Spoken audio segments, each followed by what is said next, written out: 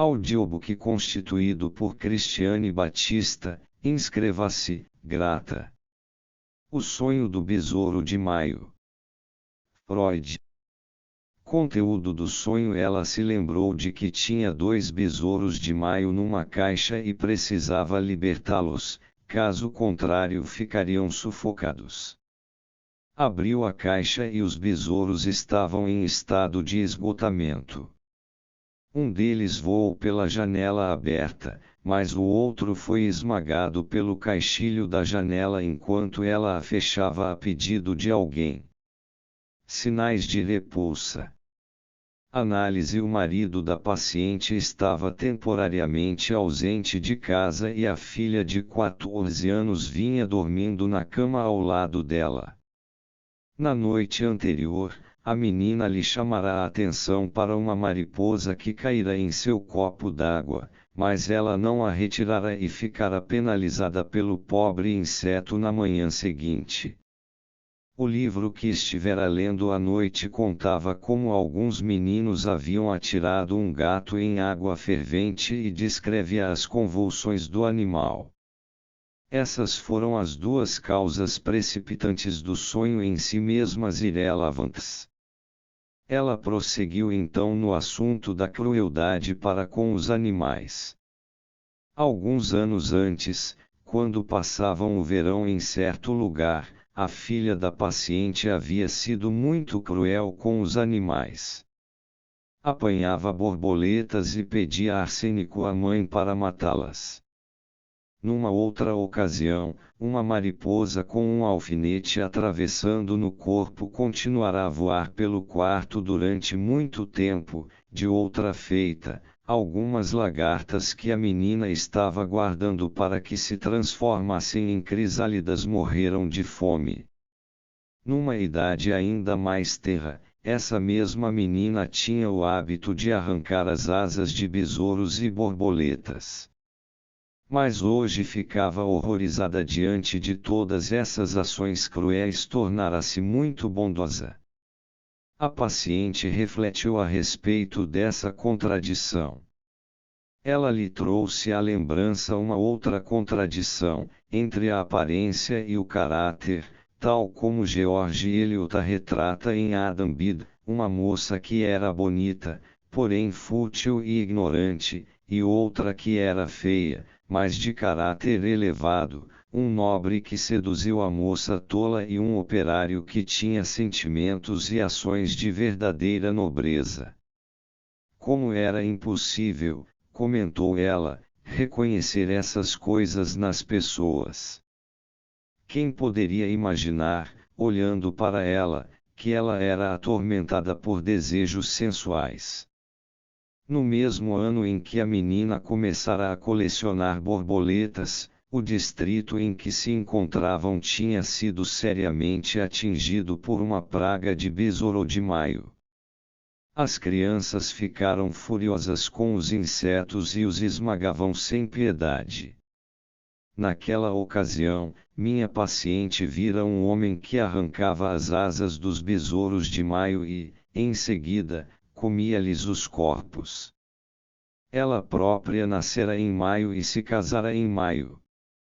3 dias após o casamento, escreverá aos pais dizendo quanto se sentia feliz. Mas isso estava longe de ser verdade. Na noite anterior ao sonho ela estivera remexendo em algumas cartas antigas e lira algumas delas umas sérias, outras cômicas em voz alta para os filhos. Havia uma carta muito divertida de um professor de piano que a cortejara quando mocinha e outra de um admirador de berço nobre. Ela se censurava porque uma de suas filhas pusera as mãos num livro pernicioso de Maupassant. O arsênico que a menina tinha pedido fez com que se recordasse das pílulas de arsênico que restauraram o vigor juvenil do Duque de Mora em O Nababo de Dudé. Libertá-los fez com que ela pensasse num trecho de A Flauta Mágica. Zur Liebe kennt dich nicht zwingen. Das Gebet die Eier die Freiheit nicht. Os besouros de maio também a fizeram pensar nas palavras de Ketin.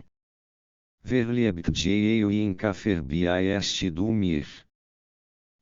Em meio a tudo isso, veio uma citação de Tannhauser. Weil du von Boser last bezielt. Ela vivia numa preocupação constante com o marido ausente. Seu medo de que algo pudesse acontecer-lhe em sua viagem encontrava expressão em numerosas fantasias de vigília. Pouco tempo antes, no decorrer de sua análise, ela havia deparado, entre seus pensamentos inconscientes, com uma queixa sobre o marido estar ficando senil. A ideia desejante oculta pelo presente sonho talvez seja mais simples de conjecturar se eu mencionar que, alguns dias antes de ter o sonho, ela ficara horrorizada, em meio a seus afazeres cotidianos, com uma frase no modo imperativo que lhe veio à cabeça e que visava ao marido: vá se enforcar. Ocorre que, algumas horas antes, ela lira em algum lugar que, quando um homem é enforcado, ele tem uma forte ereção. Era o desejo de uma ereção que havia emergido do recalque sob esse disfarce pavoroso. Vá se enforcar equivalia a consiga uma ereção a qualquer preço. As pílulas de arsênico do Dr. Dickens em O Nababo enquadravam-se nisso. Mas minha paciente também tinha conhecimento de que o afrodisíaco mais poderoso, as cantáridas, comumente conhecidas como moscas espanholas, era preparado com besouros esmagados. Fora esse o sentido da parte principal do conteúdo do sonho. Abrir e fechar janelas era um dos principais temas de discussão entre ela e o marido. Ela própria era aerofílica em seus hábitos de dormir, o marido era aerofóbico. O esgotamento era o principal sintoma de que ela se queixava na época do sonho. Em todos os 3 sonhos que acabo de registrar, indiquei por meio de grifos os pontos em que um dos elementos do conteúdo do sonho reapareceu nos pensamentos oníricos, de modo a indicar com clareza a multiplicidade das ligações que surgem a partir dos primeiros. No entanto, uma vez que a análise de nenhum desses sonhos foi seguida até o fim, talvez valha a pena considerar um sonho cuja análise foi registrada exaustivamente, para mostrar como seu conteúdo é sobredeterminado. Para esse fim, tomarei o sonho da injeção de Irma. Será fácil verificar, a partir desse exemplo, que o trabalho de condensação utiliza mais de um método na construção dos sonhos. A principal figura do conteúdo do sonho era minha paciente Irma. Ela aparecia com suas feições da vida real, e, portanto, em primeiro lugar, representava a si mesma. Mas a posição em que a examinei junto à janela derivava de outra pessoa, da dama pela qual, como indicaram os pensamentos oníricos, eu queria trocar minha paciente. Na medida em que Irma parecia ter uma membrana diftérica, que me fez recordar minha angústia com relação à minha filha mais velha, ela representava essa criança e, por trás desta, uma vez que tinha o mesmo nome que minha filha, estava oculta a figura de minha paciente que sucumbirá ao envenenamento. No curso posterior do sonho, a figura de Irma adquiriu ainda outros significados, sem que ocorresse qualquer alteração em sua imagem visual no sonho. Ela se transformou numa das crianças que havíamos examinado no departamento neurológico do hospital infantil, onde meus 2 amigos revelaram suas índoles contrastantes. A figura de minha própria filha foi, evidentemente, o degrau para essa transição. A resistência de Irma em abrir a boca trouxe uma alusão a outra senhora que eu examinara certa vez, e, através da mesma conexão, a minha mulher. Além disso, as alterações patológicas que descobri em sua garganta envolviam alusões a toda uma série de outras figuras. Nenhuma dessas figuras com que deparei ao acompanhar Irma apareceu no sonho em forma corporal. Estavam ocultas por trás da figura onírica de Irma, que assim se transformou numa imagem coletiva dotada, há que admitir, de diversas características contraditórias. Irma tornou-se a representante de todas essas outras figuras que tinham sido sacrificadas ao trabalho de condensação, já que transferi para ela, ponto por ponto, tudo o que me fazia lembrar-me delas. Existe outro meio pelo qual se pode produzir uma figura coletiva para fins de condensação onírica, ou seja, reunindo-se as feições reais de duas ou mais pessoas numa única imagem onírica. Foi assim que se construiu o Dr. M de meu sonho. Ele trazia o nome do Dr. M, falava e agia como ele, mas suas características físicas e suas doenças pertenciam a outra pessoa, ou melhor, a meu irmão mais velho. Uma característica única, seu aspecto pálido, fora duplamente determinada, uma vez que era comum a ambos na vida real. O Dr. R de meu sonho com meu tio de barba amarela era uma figura composta semelhante. Em seu caso, porém, a imagem onírica fora construída de outra forma ainda.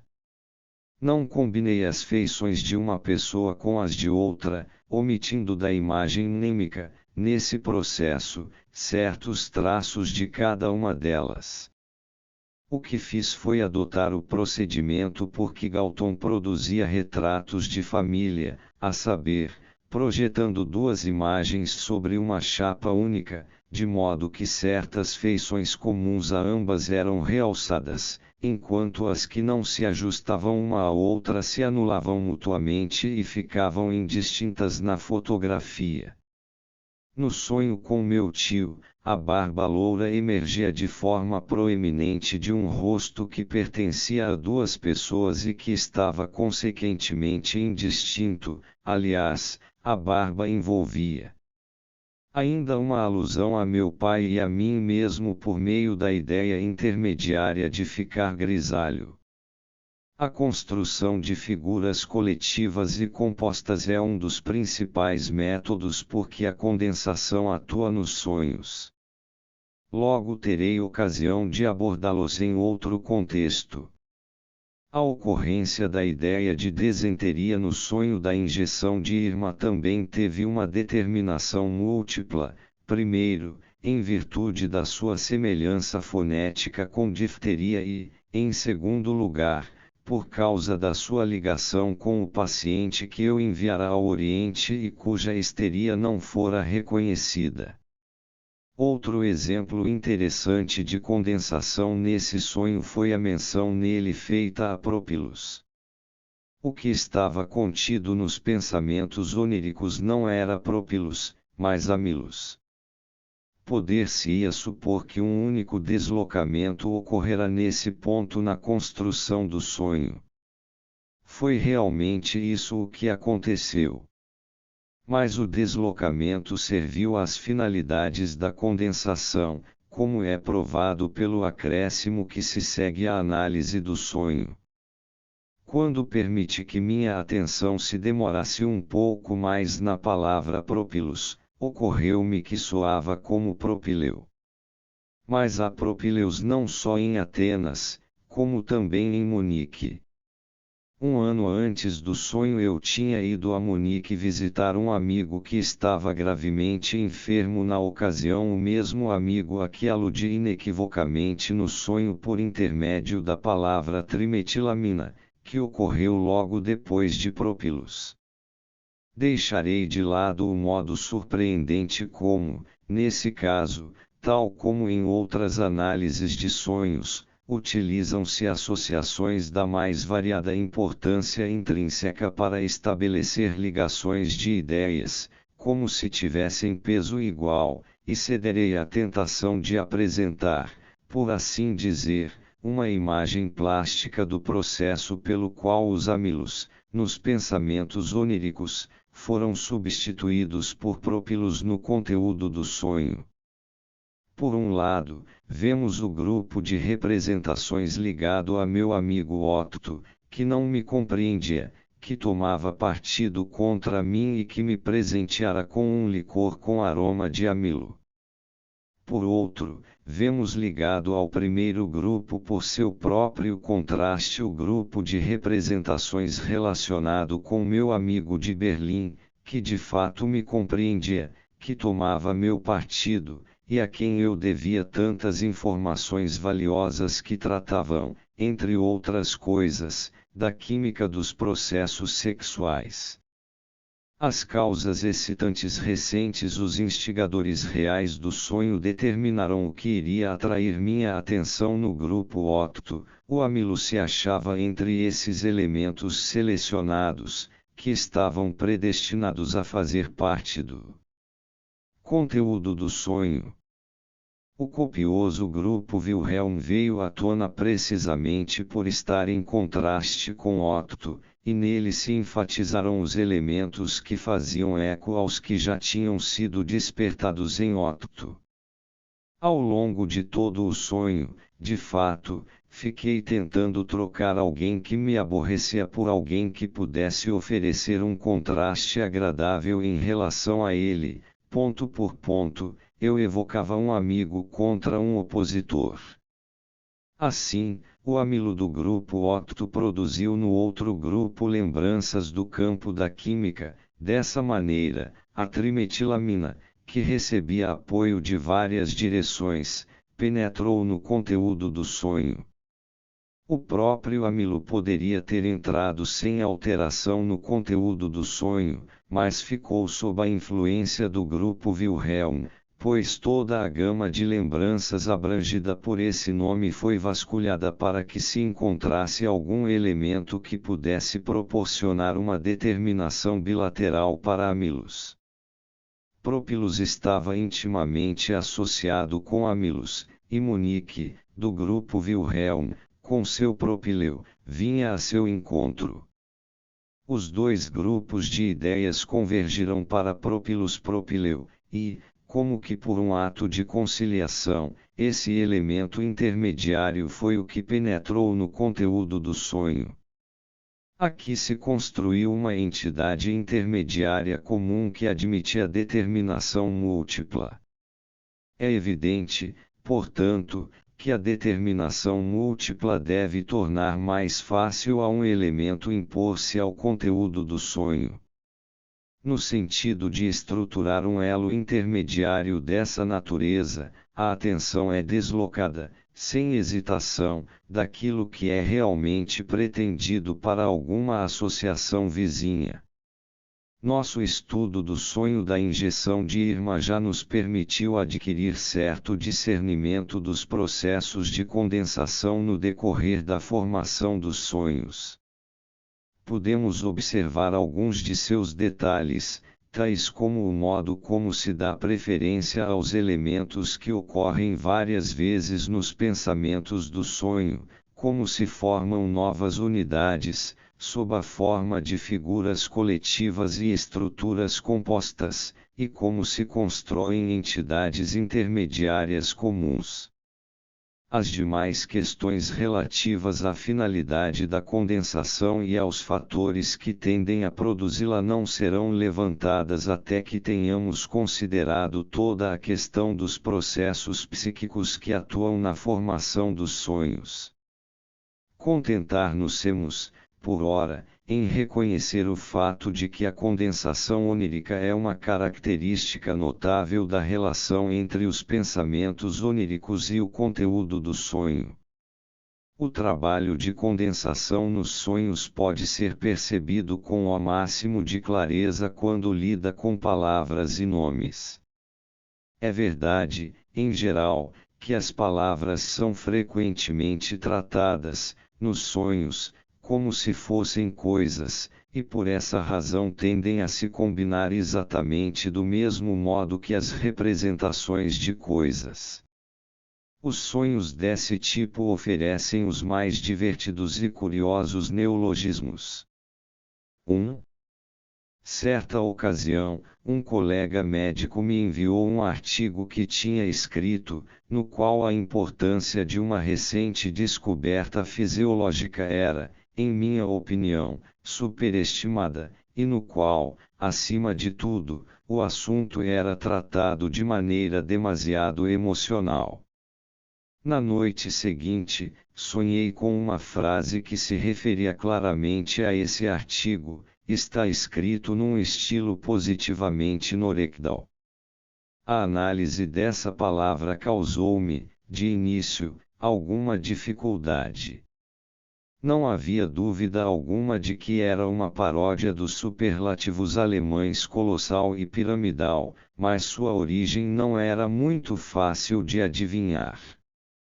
Finalmente, vi que a monstruosidade era composta por dois nomes, Nora e Ekdal, personagens de duas peças famosas de Ibsen, Casa de Bonecas e O Pato Selvagem. Algum tempo antes, eu lira um artigo de jornal sobre Ibsen, escrito pelo mesmo autor cuja última obra eu estava criticando no sonho. 2. Uma de minhas pacientes narrou-me um sonho curto que terminava num composto verbal sem sentido.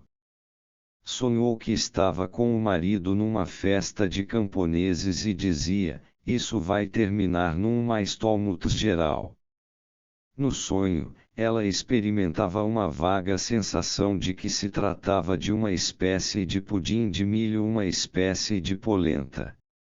A análise dividiu a palavra em mais milho, tola louco, manstou ninfomaníaca, literalmente, louca por homens, e Olmutz, uma cidade da Morávia. Verificou-se que todos esses fragmentos eram remanescentes de uma conversa que ela tivera à mesa com parentes.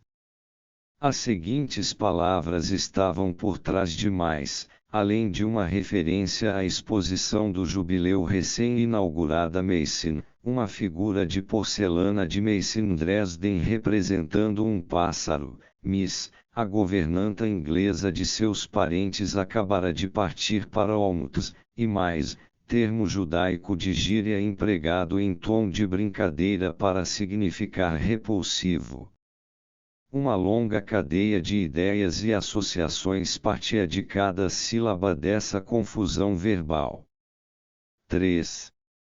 Um rapaz foi surpreendido pelo toque da campainha tarde da noite. Tratava-se de um conhecido que desejava deixar-lhe um cartão de visita. Na mesma noite, o rapaz teve o seguinte sonho: um homem ficara trabalhando até tarde da noite para consertar o telefone de sua casa. Depois que ele foi embora, o aparelho continuou a tocar, não continuamente, mas com toques intermitentes. Seu criado foi buscar o homem de volta, e este comentou: "É engraçado como até mesmo as pessoas que são tutel-reino geralmente são inteiramente incapazes de lidar com uma coisa dessas." Veremos que a causa excitante e relevante do sonho só abrange um de seus elementos.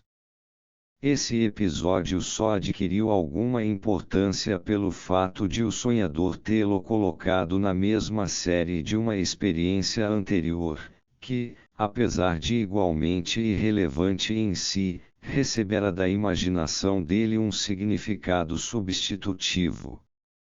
Quando menino, morando com o pai, ele havia entornado um copo de água no chão, quando estava meio adormecido. Os fios de telefone tinham ficado encharcados e seu tilintar contínuo perturbara o sono do pai. Como o tilintar contínuo correspondia a ficar molhado, os toques intermitentes foram utilizados para representar gotas caindo.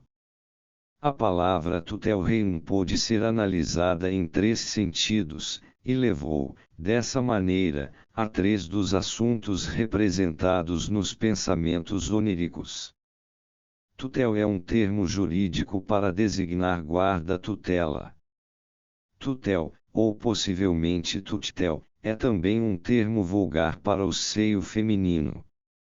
A parte restante da palavra, reino limpo, combinada com a primeira parte de Zimmertelegraph telefone doméstico, forma Zimmerrein treinado em casa que se relaciona estreitamente a molhar o chão e, além disso, tinha um som muito semelhante ao do nome de um membro da família do sonhador.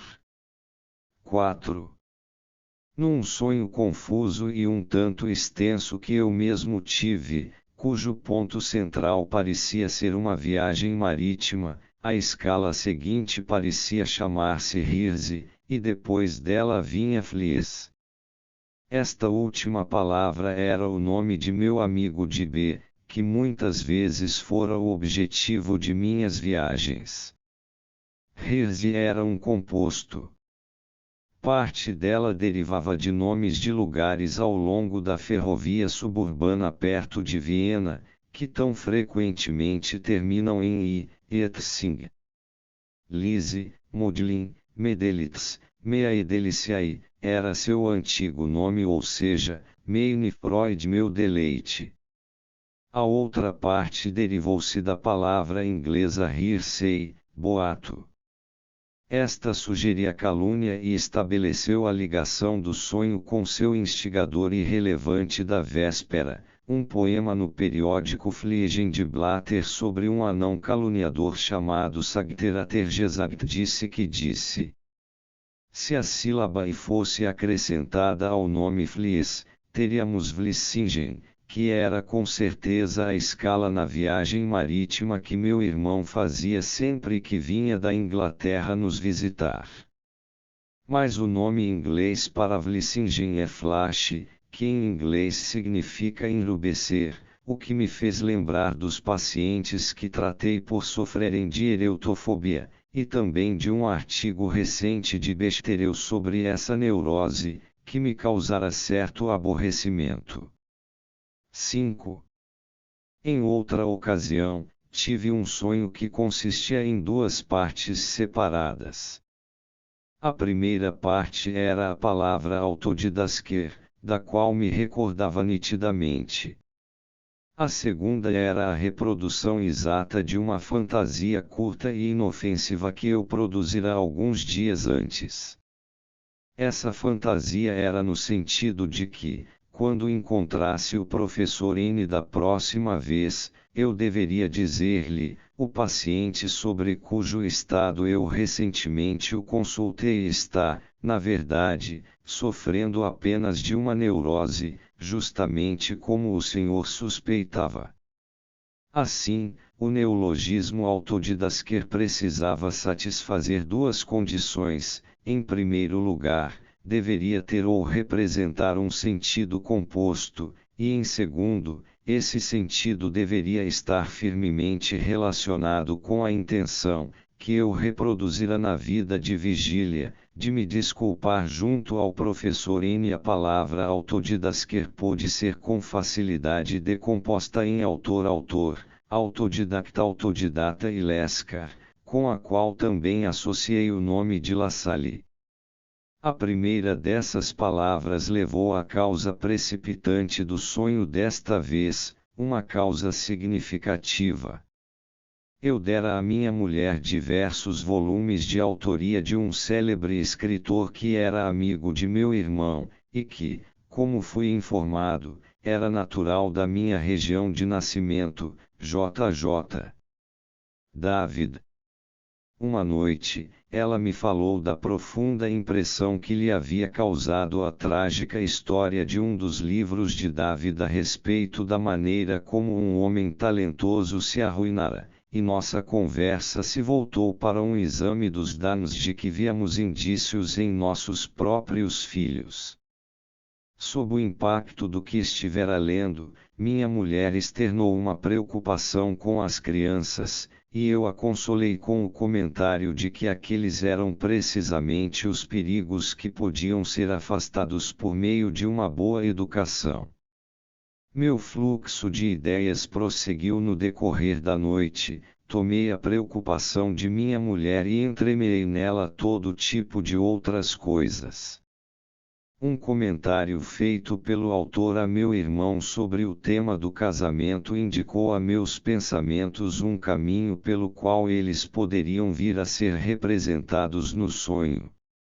Esse caminho levou a Breslau, para onde uma dama com quem mantínhamos grandes laços de amizade se dirigirá a fim de casar-se e ali fixar residência.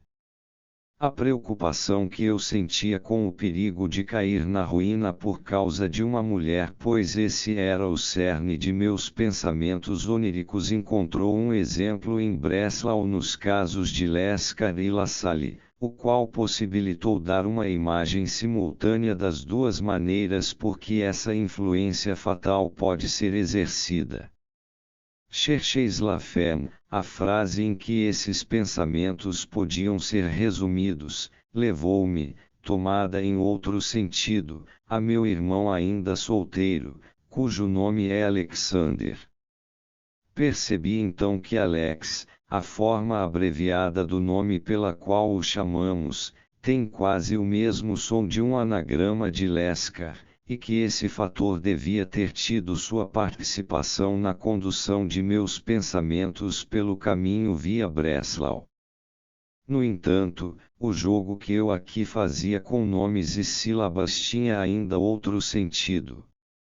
Expressava o desejo de que meu irmão pudesse ter uma vida doméstica feliz, e o fazia dessa forma.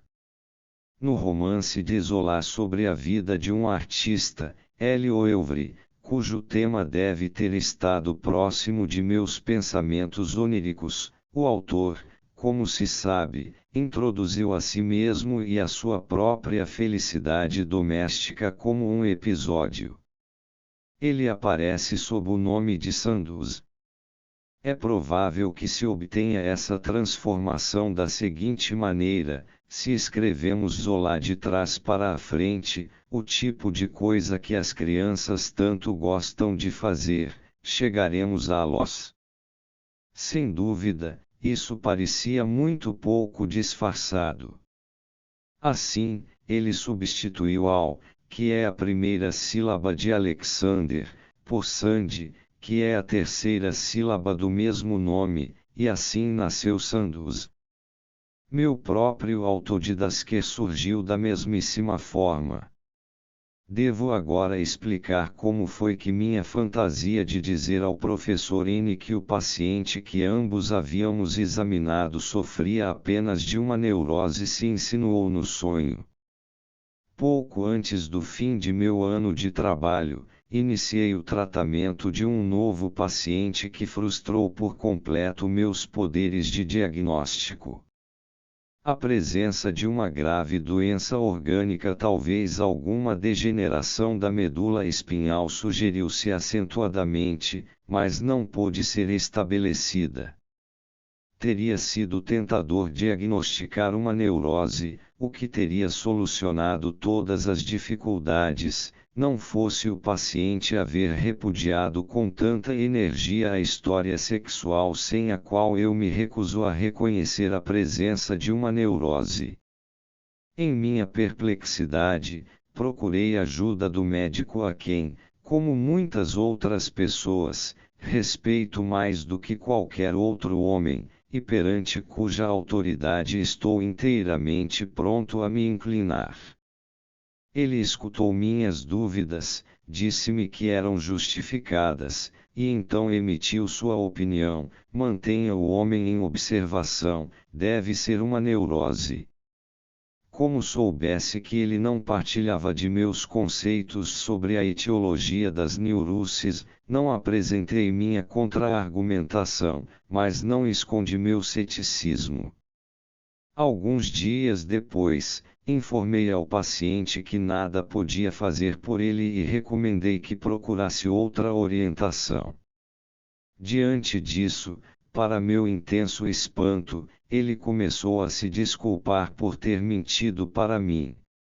Estava muito envergonhado de si mesmo, disse, e então revelou precisamente a etiologia sexual que eu vinha esperando e sem a qual ficara impossibilitado de aceitar sua doença como uma neurose. Fiquei aliviado, mas, ao mesmo tempo, humilhado. Tive de admitir que meu orientador, não se deixando enganar pela consideração da anamnese, enxergara com mais clareza do que eu. E me propus dizer-lhe exatamente isso quando o encontrasse da próxima vez que ele estava certo e eu, errado. Foi precisamente isso o que fiz no sonho.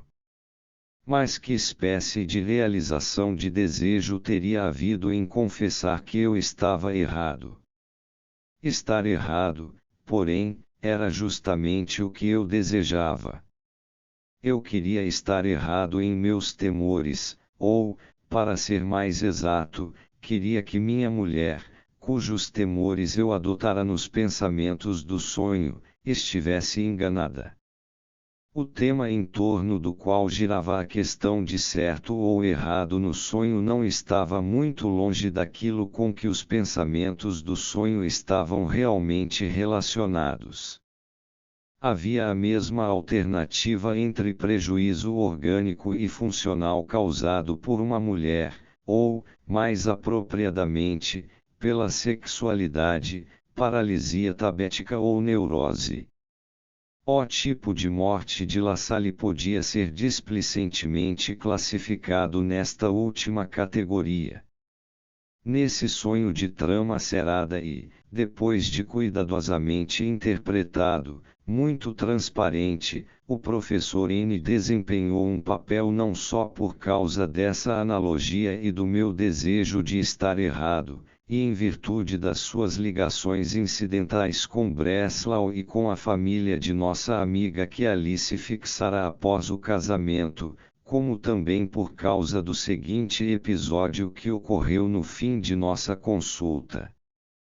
Depois de dar sua opinião e assim encerrar nossa discussão médica, ele passou a assuntos mais pessoais. Quantos filhos você tem agora?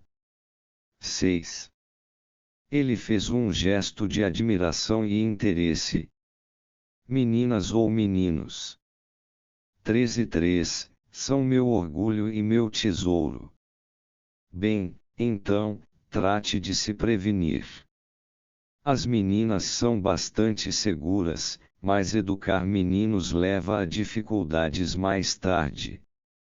Protestei que os meus se haviam comportado muito bem até ali. É evidente que esse segundo diagnóstico, sobre o futuro de meus meninos, não me agradou mais do que o primeiro, consoante o qual meu paciente estava sofrendo de uma neurose.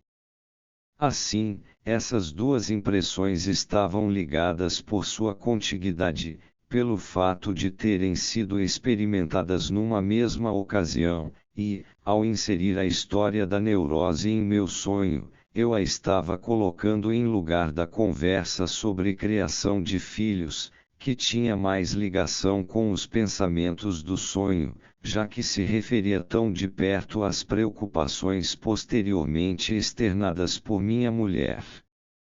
Assim, até meu medo de que N pudesse ter razão no que dissera sobre a dificuldade de educar meninos encontrou um lugar no sonho, pois jazia oculto por trás da representação de meu desejo de que eu mesmo estivesse errado em abrigar tais temores. A mesma fantasia serviu, sem alterações, para representar ambas as alternativas opostas. 6. Hoje cedo, entre o sonhar e o despertar, experimentei um belo exemplo de condensação verbal. No meio de uma massa de fragmentos oníricos de que mal podia lembrar-me, fui detido, por assim dizer, por uma palavra que vi diante de mim como se estivesse meio manuscrita e meio impressa. A palavra era Erzéfilis e fazia parte de uma frase que se insinuara em minha memória consciente, independente de qualquer contexto e em completo isolamento. Isso tem uma influência Erzéfilis nas emoções sexuais. Soube imediatamente que a palavra deveria na verdade ter sido Erzéfilis educacional. E fiquei em dúvida, por algum tempo, se o segundo I de Erzéfilis não teria sido um I. Com respeito a isso, ocorreu-me a palavra sífilis e, começando a analisar o sonho enquanto estava ainda meio adormecido, quebrei a cabeça num esforço para descobrir como aquela palavra podia ter entrado em meu sonho, já que eu nada tinha a ver com essa doença, quer pessoalmente, quer profissionalmente. Pensei então em Erzéfilis, outra palavra sem sentido, e isso explicou o I da segunda sílaba de Erzéfilis, fazendo-me lembrar que, na noite anterior, eu fora solicitado por nossa governanta Erzéfilis a lhe dizer alguma coisa a respeito do problema da prostituição, e lhe dera o livro de Hesse sobre a prostituição para influenciar sua vida emocional que não se desenvolverá com inteira normalidade. Depois disso, eu tinha conversando muito com ela sobre o problema. Vi então, de uma só vez, que a palavra sífilis não devia ser tomada literalmente, mas representava veneno naturalmente, em relação à vida sexual. Quando traduzida, portanto, a frase do sonho tinha bastante lógica. Minha conversa Erzalung pretendia ter uma influência educacional Erzéfilis sobre a vida emocional de nossa governanta Erzéfilis, mas temo que talvez tenha tido, ao mesmo tempo, um efeito venenoso. Erzéfilis compunha-se de Erza e Erzé. As malformações verbais nos sonhos se assemelham muito às que são conhecidas na paranoia, mas que também estão presentes na histeria e nas obsessões. Os truques linguísticos feitos pelas crianças, que, às vezes, tratam realmente as palavras como se fossem objetos, e além disso inventam novas línguas e formas sintáticas artificiais, constituem a fonte comum dessas coisas tanto nos sonhos como nas psiconeuroses. A análise das formas verbais absurdas que ocorrem nos sonhos é particularmente adequada para exibir as realizações do trabalho do sonho em termos de condensação. O leitor não deve inferir da escassez dos exemplos que fornece que esse tipo de material é raro ou observado apenas excepcionalmente. Pelo contrário, é muito comum. Mas em decorrência do fato de que a interpretação dos sonhos depende do tratamento psicanalítico, apenas um número muito reduzido de exemplos é observado e registrado, e as análises desses exemplos, em geral, só são inteligíveis para os peritos na patologia das neuroses. Assim, um sonho dessa natureza foi relatado pelo Dr. von Karpinska, 1914, contendo a forma verbal absurda Svingnunelv. Vale também a pena mencionar os casos em que aparece num sonho uma palavra que não é, em si mesma, sem sentido, mas que perdeu seu significado próprio e combina diversos outros significados com os quais está relacionada da mesmíssima forma que estaria uma palavra sem sentido. Foi isso o que ocorreu, por exemplo, no sonho do menino de 10 anos sobre uma categoria, que foi registrado por Tausk, 1913. Categoria, nesse caso, significava órgãos genitais femininos e categorizar significava o mesmo que urinar. quando ocorrem frases faladas nos sonhos, e elas são expressamente distinguidas como tais dos pensamentos, a norma invariável é que as palavras faladas no sonho derivam de palavras faladas lembradas no material onírico. O texto do enunciado é então mantido inalterado, ou externado com algum ligeiro deslocamento. Um enunciado, num sonho, muitas vezes é composto por vários enunciados relembrados, permanecendo o texto idêntico, mas sendo-lhe atribuídos, se possível, vários significados, ou um sentido diferente do original. Um comentário dito num sonho é, não raro, apenas uma alusão a uma ocasião em que o comentário em questão foi feito.